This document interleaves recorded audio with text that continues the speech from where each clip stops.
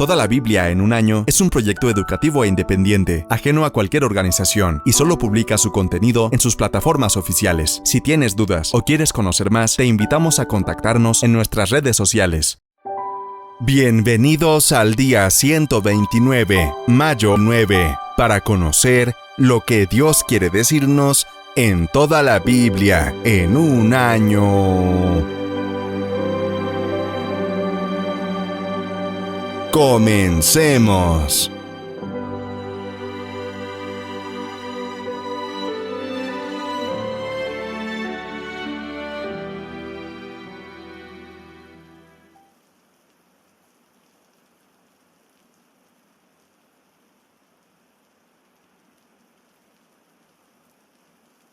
Nuevo Testamento. Juan 6, 1-21. Jesús alimenta a 5,000. Capítulo 6. Después Jesús cruzó al otro lado del mar de Galilea, conocido también como el mar de Tiberias. Una gran multitud siempre lo seguía a todas partes porque veía las señales milagrosas que hacía cuando sanaba a los enfermos. Entonces Jesús subió a una colina y se sentó allí rodeado de sus discípulos. Ya era casi el tiempo de la celebración de la Pascua judía. Enseguida Jesús vio que una gran multitud venía a su encuentro. Dirigiéndose a Felipe, le preguntó: ¿Dónde podemos comprar pan para alimentar a toda esta gente? Lo estaba poniendo a prueba, porque Jesús ya sabía lo que iba a hacer. Felipe contestó: Aunque trabajáramos meses enteros, no tendríamos el dinero suficiente para alimentar a toda esta gente. Entonces habló Andrés, el hermano de Simón Pedro. Aquí hay un muchachito que tiene 5 panes de cebada y 2 pescados. ¿Pero de qué sirven ante esta enorme multitud? Jesús dijo: Díganles a todos que se sienten.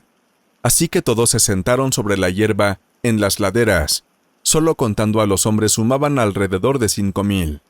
Luego Jesús tomó los panes, dio gracias a Dios y los distribuyó entre la gente. Después hizo lo mismo con los pescados, y todos comieron cuanto quisieron. Una vez que quedaron satisfechos, Jesús les dijo a sus discípulos: Ahora junten lo que sobró, para que no se desperdicie nada.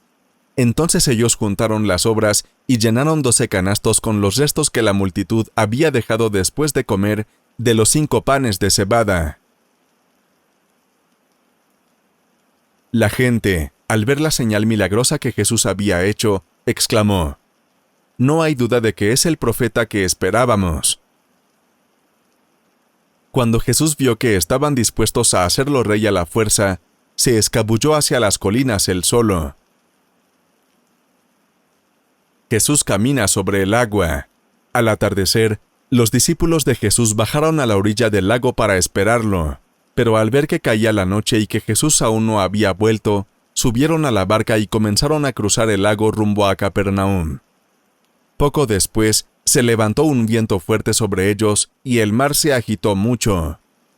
Habían remado unos 5 o 6 kilómetros cuando de pronto vieron a Jesús caminando sobre el agua en dirección a la barca.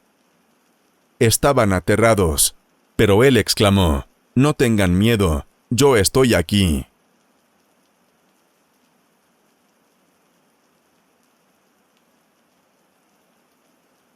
Entonces ellos gustosamente lo recibieron en la barca, y ésta llegó enseguida a la tierra a donde iban.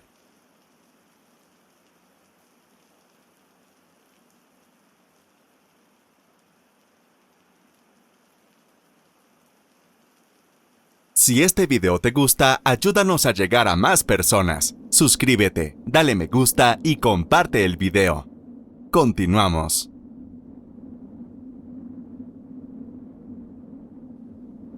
Salmos. Salmo 106, 13-31. Pero muy pronto olvidaron sus acciones, y no esperaron a conocer sus planes. En el desierto se dieron a sus propios deseos. En los páramos pusieron a prueba a Dios. Y Él les dio lo que pidieron, pero les envió una enfermedad devastadora, En el campamento tuvieron envidia de Moisés y de Aarón, el que estaba consagrado al Señor. Se abrió la tierra y se tragó a Datán. Sepultó a los seguidores de Abirán. El fuego devoró a esa pandilla. Las llamas consumieron a los impíos. En Horeb hicieron un becerro, se postraron ante un ídolo de fundición. Cambiaron al que era su motivo de orgullo por la imagen de un toro que come hierba. Se olvidaron del Dios que los salvó y que había hecho grandes cosas en Egipto. Milagros en la tierra de Cam y portentos junto al Mar Rojo. Dios amenazó con destruirlos, pero no lo hizo por Moisés, su escogido, que se puso ante él en la brecha e impidió que su ira los destruyera. Menospreciaron esa bella tierra, no creyeron en la promesa de Dios. Refunfuñaron en sus tiendas de campaña y no obedecieron al Señor. Por tanto, Él levantó su mano contra ellos para hacerlos caer en el desierto, para hacer caer a sus descendientes entre las naciones y dispersarlos por todos los países. Se sometieron al yugo de Baal Peor, y comieron de las ofrendas a ídolos sin vida. Provocaron al Señor con sus malvadas acciones, y le sobrevino una plaga.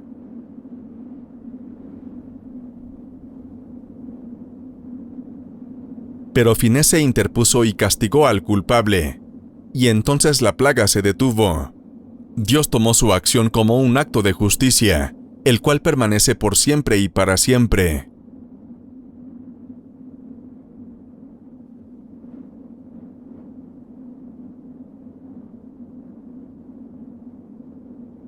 Síguenos en nuestras redes sociales y comparte el mensaje.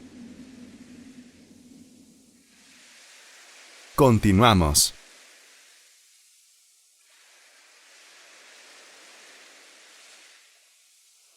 Proverbios. Proverbios 14, 32-33. El malvado cae por su propia maldad. El justo halla refugio en su integridad. En el corazón de los sabios mora la sabiduría, pero los necios ni siquiera la conocen.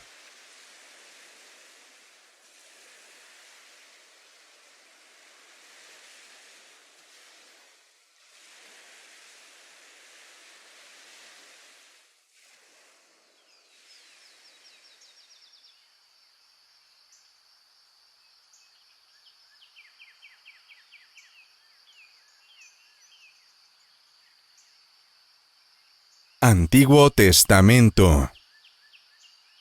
Primera de Samuel 5:1 a 7:17. El cofre del pacto de Dios y los filisteos. Capítulo 5. Después de que los filisteos se apoderaron del cofre del pacto de Dios en Eben-Ezer, se lo llevaron a Asdod. Allí lo pusieron en su templo, junto a la estatua del dios Dagón. Al día siguiente, cuando la gente de Asdod se levantó, encontró a Dagón tirado y de cara al suelo, frente al cofre del pacto de Dios. Enseguida lo levantaron y lo colocaron en su lugar. Al día siguiente sucedió lo mismo, solo que esta vez la cabeza y las manos de Dagón estaban tiradas a la entrada del templo. Por eso, hasta el día de hoy en Asdod, ni los sacerdotes ni los que adoran a Dagón pisan la entrada del templo.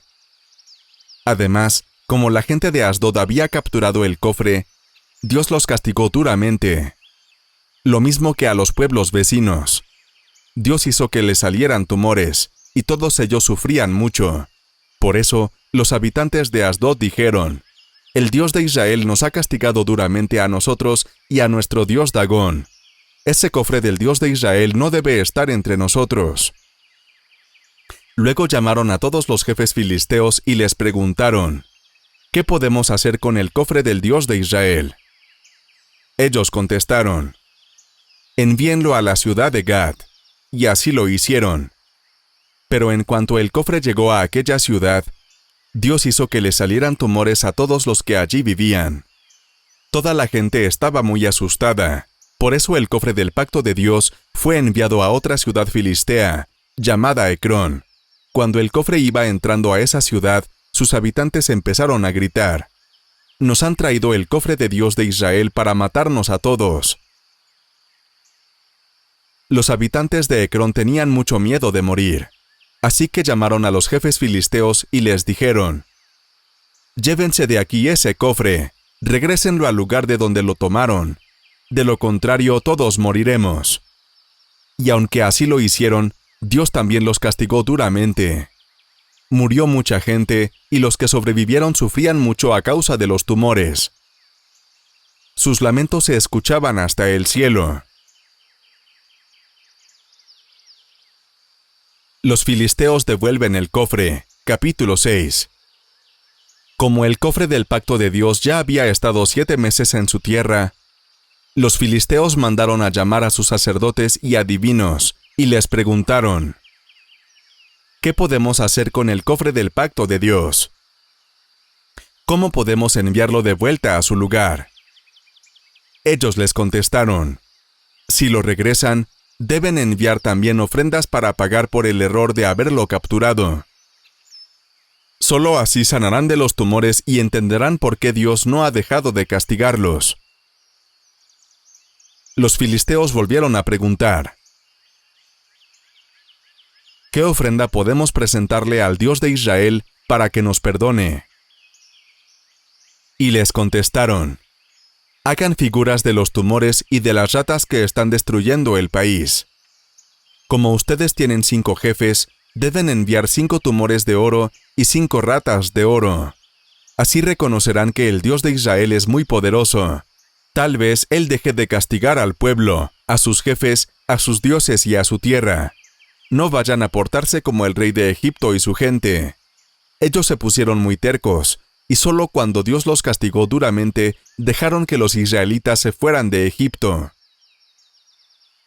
Si quieren saber si fue el Dios de Israel quien los castigó, hagan lo siguiente: construyan una carreta nueva.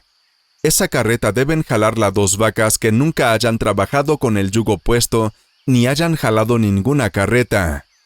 Las vacas deben estar criando terneros. Como lo normal es que las vacas vayan hacia donde están sus terneros, encierran a los terneros en el establo. Pongan luego el cofre del pacto de Dios en la carreta, y en una caja pongan las figuras de oro que hicieron.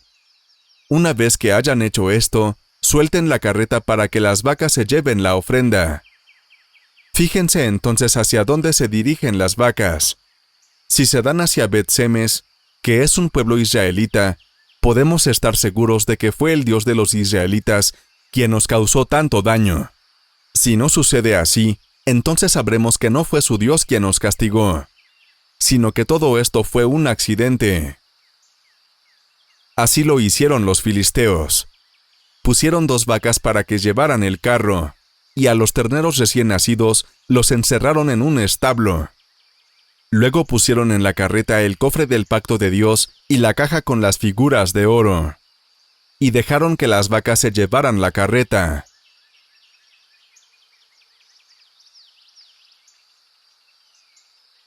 Después las vacas se echaron a andar por el camino que va a Bet-Semes, mugiendo y siguiendo una dirección fija, sin desviarse a ningún lado. Los jefes de los filisteos caminaron detrás de ellas hasta la frontera de Bet-Semes. Los habitantes de Bet-Semes, que estaban en el valle cosechando el trigo, al alzar la vista y ver el arca se llenaron de alegría. Cuando la carreta llegó al campo de Josué, el de Bet-Semes se detuvo. Allí había una gran piedra. Entonces los de Bet-Semes hicieron leña con la madera de la carreta, y ofrecieron las vacas en holocausto al Señor. Los levitas habían descargado ya el arca y la caja en que estaban los objetos de oro, colocándolos sobre la gran piedra, y ese día los habitantes de Bet-Semes ofrecieron al Señor holocaustos y otros sacrificios. Después de ver esto, los 5 jefes de los filisteos regresaron aquel mismo día a Ecrón. Los 5 tumores de oro que los filisteos ofrecieron en desagravio al Señor correspondían a Asdod, Gaza, Ascalón, Gat y Ecrón, y el número de ratones de oro era igual al total de las ciudades filisteas de aquellos 5 jefes. contando tanto las ciudades fortificadas como las aldeas sin murallas. La gran piedra sobre la que pusieron el arca del Señor todavía puede verse en el campo de Josué, el de Bet-Semes. Pero el Señor hizo morir a algunos de los habitantes de Bet-Semes por haber curioseado dentro del arca. Les quitó la vida a 70 hombres, y la población lloró por la gran mortandad que el Señor había causado entre ellos. Entonces dijeron los habitantes de Bet-Semes: ¿Quién se puede sostener ante el Señor, ante este Dios santo? ¿Contra quién irá cuando se aparte de nosotros? Y enviaron a los habitantes de Kiriat Jearim el siguiente mensaje: Los filisteos han devuelto el arca del Señor, así que vengan a llevárselo. Capítulo 7. Fueron entonces los habitantes de Kiriat Jearim y se llevaron el arca del Señor y lo metieron en la casa de Abinadab, la cual estaba en una colina. Luego consagraron a su hijo Eleazar para que lo cuidara. Samuel, caudillo de Israel. 20 años pasaron desde el día en que se colocó el arca en Kiriat Jearim, y todo Israel buscaba con ansia al Señor. Por esto, Samuel dijo a todos los israelitas: Si ustedes se vuelven de todo corazón al Señor, deben echar fuera los dioses extranjeros y las representaciones de Astarté, y dedicar sus vidas al Señor, rindiéndole culto solamente a Él. Entonces Él los librará del dominio de los filisteos. Los israelitas echaron fuera las diferentes representaciones de Baal y de Astarté, y rindieron culto únicamente al Señor. Después Samuel ordenó: Reúnan a todo Israel en Mizpa, y yo rogaré al Señor por ustedes. Los israelitas se reunieron en Mizpa, y allí sacaron agua y la derramaron como ofrenda al Señor. Aquel día ayunaron y reconocieron públicamente que habían pecado contra el Señor. Allí, en Mizpa, Samuel se convirtió en caudillo de los israelitas. Y cuando los filisteos supieron que los israelitas estaban reunidos en Mizpa, los jefes filisteos marcharon contra ellos.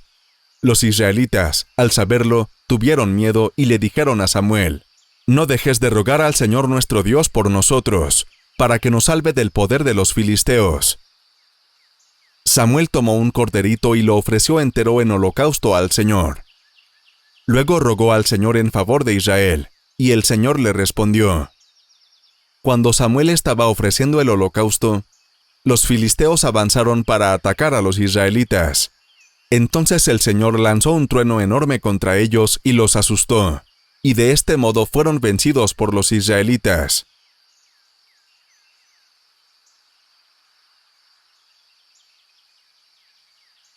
Y los persiguieron desde Mizpa hasta Bet-Car, y los fueron matando a todos por el camino. Samuel entonces tomó una piedra y la puso entre Mizpa y Sen, y la llamó Ebenezer, piedra de ayuda, porque dijo: Hasta aquí nos ha ayudado el Señor. Así los filisteos fueron subyugados y no volvieron a invadir Israel en aquella época, pues el Señor estuvo contra ellos durante el resto de la vida de Samuel.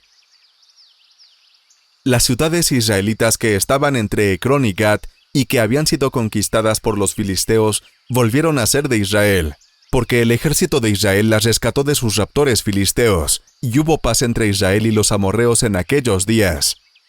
Samuel siguió juzgando a Israel por el resto de su vida. Cada año hacía un recorrido por Betel, Gilgal y Mizpa, y juzgaba los casos que le eran presentados en cada una de estas ciudades y en todo el territorio que la circundaba.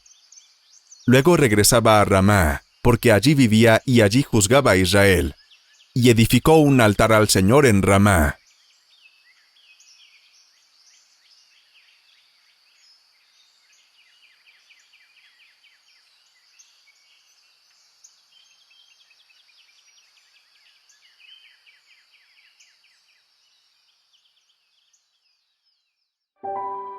Gracias por acompañarnos el día de hoy. Si esta entrega te gustó, te invitamos a regalarnos un me gusta, suscribirte y seguirnos para apoyar este proyecto, a compartir este mensaje con tu familia y amigos, y a comentarnos qué te habló Dios en este día.